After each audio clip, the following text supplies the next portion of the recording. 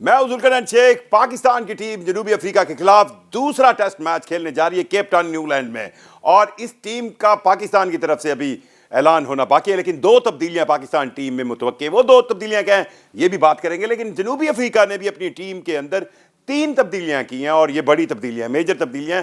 हालांकि जनूबी अफ्रीका की टीम पहला टेस्ट मैच पाकिस्तान से जीत गई थी, ये तीन तब्दीलियां टोनी डिजाजी, जो कि उनके एक समझे एक बैटिंग सेंस में एक बैटर थे, उनकी जगह पर अब बैटिंग ऑलराउंडर मोल्डर यानी वियान मोल्डर को अब टीम का हिस्सा बना लिया गया। और वियान मोल्डर के आने से अब जनूबी अफ्रीका की बैटिंग जो डेप्थ है वो नीचे तक चली गई है। और दूसरी जो उन्होंने चेंज की है वो उनके स्पिनर महाराज जो है, केशव महाराज, वो इंजरी से वापस आ गए हैं और वो रिप्लेस कर रहे हैं उस कार्बन बूस्ट को जिसने पाकिस्तान के खिलाफ जनूबी अफ्रीका की जब पहली इनिंग्स थी जिसमें उसने 301 रन बनाए। एक टाइम आया था कि जनूबी अफ्रीका की टीम लग रही थी कि 10-20 पर आउट हो जाएगी, लेकिन उस वक्त इसी बूस्ट ने नीचे आकर 81 रन की एक बड़ी उम्दा इनिंग्स खेली थी, जिसकी वजह से पाकिस्तान को इस टेस्ट मैच में हार भी हुई। क्योंकि अगर 30-40 रन कम होते या 30-40 रन का टारगेट पाकिस्तान के पास और होता तो पाकिस्तान बहुत आसानी से पहला टेस्ट मैच जीत सकता था। और फैंस, आप जो क्रिकेट लवर हैं, जो कि फास्ट बॉलिंग लवर हैं, उनके लिए एक अच्छी खबर, एक बड़ी एक्साइटिंग खबर। मफाका यानी कि लिमिटेड ओवर के बड़े ही यंग टैलेंटेड मफाका वापस आ गए हैं। वापस नहीं आए, उनका डेब्यू हुआ है जी। अब क्या, कहां से वापस आए? वो तो ऑलरेडी लिमिटेड क्रिकेट में खेल रहे थे, लेकिन अब इस टेस्ट मैच में केप टाउन के वो अपना टेस्ट डेब्यू करने जा रहे हैं। और मफाका जो है पाकिस्तानी बैटर्स को परेशान करेंगे। मफाका की लिमिटेड ओवर में जिस तरह की परफॉर्मेंस रही है व्हाइट बॉल के साथ, किसी भी टीम को वो परेशान कर सकते हैं। Indian Premier League outstanding young man. So Maphaka debut कर रहे हैं अपना केप टाउन में, न्यूजीलैंड में, दूसरा जो टेस्ट मैच जनूबी अफ्रीका की टीम खेलेगी। और जनूबी अफ्रीका की टीम आपको ऑलरेडी पता है कि वो 11 टेस्ट मैचेस में अब तक सबसे ज्यादा टेस्ट मैचेस जीतकर वर्ल्ड टेस्ट चैंपियनशिप के फाइनल के लिए पक्की सीट बना चुकी है। सो जनूबी अफ्रीका की टीम तीन चेंजेस के साथ उतर रही है, और इस तीन चेंजेस में एक टेस्ट डेब्यू है, और ये टेस्ट डेब्यू है मफाका का।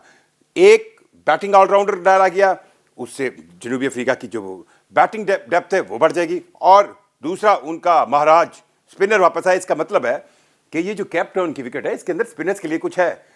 और तीसरा मफाका एक ऐसा फास्ट यंग बॉलर जिसने लिमिटेड ओवर में बहुत कम अरसे में नाम कमाया, और अब वो टेस्ट डेब्यू करेंगे। ये तो कहानी थी जनूबी अफ्रीका की टीम से। पाकिस्तान ही क्या कर रहे हैं? आप परेशान हो रहे होंगे पाकिस्तान का टीम स्क्वाड क्या है। तो दो तब्दीलियां पाकिस्तान की टीम स्क्वाड में हैं। वो दो तब्दीलियां क्या हैं? गैस करें, आप गैस करें। करें तो एक तो तब्दीली आमिर जमाल, जिसकी फिटनेस को भी इशू था और उनको क्यों पहले टेस्ट में खिलाया, उनकी विकेटें आप 2-3 काउंट करते हैं लेकिन वो ओवर नहीं कर सके, उनको एज ए बॉलिंग ऑलराउंडर रखा गया था। लेकिन आमिर जमाल की जगह पे आकिब जावेद जो है वो अब स्पेशलिस्ट स्पिनर, जादूगर, मैजिशियन, जी हाँ, नोमान अली को पाकिस्तान टीम के स्क्वाड में लाना चाहते हैं, क्योंकि केप टाउन की इस विकेट के अंदर बहुत ज्यादा स्पिनर्स के लिए मार्जिन है। सो नोमान अली अपना जादू दिखाएंगे और इस केप टाउन के दूसरे टेस्ट के अंदर वो पाकिस्तान टीम का स्क्वाड का हिस्सा होंगे और रिप्लेस करेंगे आमिर जमाल को।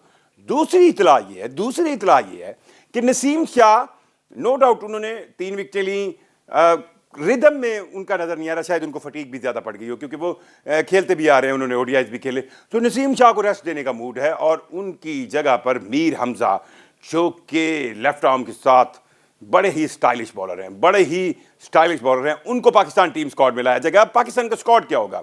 चलें, लेट मी गेस, आप बताएं क्या होगा। अगर आपको पता स्क्वाड तो नीचे कमेंट में लिखें कि आपको स्क्वाड वाकई पता था, और अगर नहीं पता तो मैं बताता हूं आपको। ओपन जो है साइम अयूब करेंगे, साइम अयूब के साथ शान मसूद कप्तान होंगे, 1 डाउन पे बाबर आजम आएंगे, साथ रिजवान, मोहम्मद रिजवान, और 2nd डाउन होंगे, 3rd डाउन पे कामरान गुलाम। उसके नीचे सलमान अली आगा, सऊद शकील, अब ये रिप्लेस कर सकते हैं एक दूसरे को, सलमान अली आगा को ऊपर भेजें या सऊद शकील को नीचे भेजें या जो भी करें। और उसके बाद मीर हमजा, और पाकिस्तान के fast bowler Khurram Shahzad, and no doubt brilliant outstanding bowler Mohammad Abbas. 6 विकेटें ली, मैच ही पलट के रख दिया, वो भी स्क्वाड का हिस्सा है, और नोमान अली। सो ये 11 प्लेयर होंगे पाकिस्तान के। अब इसमें पाकिस्तान के पास बैटिंग जो है वो 7 नंबर पर बैटिंग है, 7 नंबर तक बैटिंग है। उसके बाद अब सऊद शकील तक तो आप बैटिंग कह सकते हैं ना, ये है। उसके बाद खुरम शहजाद और मोहम्मद अब्बास और नोमान अली, या फिर मीर हमजा का भी बैट कुछ ठीक है, आप उनको बॉलिंग ऑलराउंडर किसी हद तक कह सकते हैं। सो ये पाकिस्तान के 7 बैटर्स अगर होंगे तो 4 आपके पास स्पेशलिस्ट बॉलर है, जिसमें 3 फास्ट बॉलर हैं और 1 स्पिनर है। लेकिन पाकिस्तान की बैटिंग के अंदर 3 पार्ट टाइम स्पिनर्स भी मौजूद हैं। पूछे कौन से?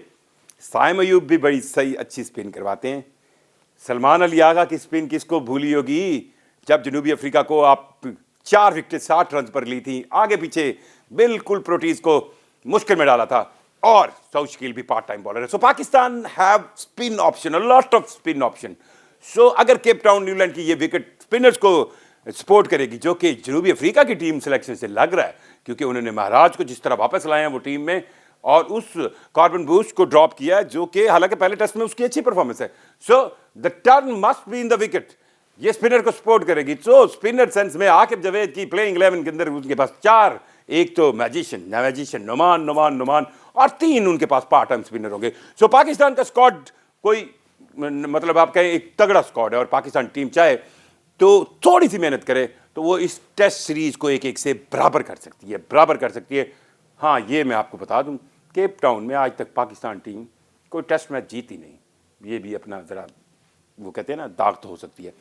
दूसरी तरफ हमारा हमसाया मुल्क इंडिया ऑस्ट्रेलिया के अंदर बीजीटी का आखिरी सिडनी के अंदर टेस्ट मैच 5वां खेलेगा।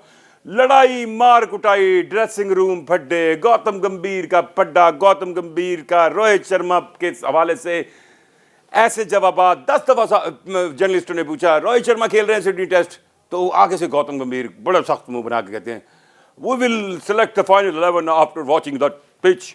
इसका क्या मतलब है? दाल में कुछ काला है। रोहित शर्मा ने सुना है प्रैक्टिस भी, वो जो जर्सी होती है वो पहन के बड़े, वो जो सोग तो मनाने में रोहित शर्मा को ऑस्कर मिलना चाहिए। मुंह जिस तरह वो रोना बनाते हैं और फिर सोग बनाते हैं।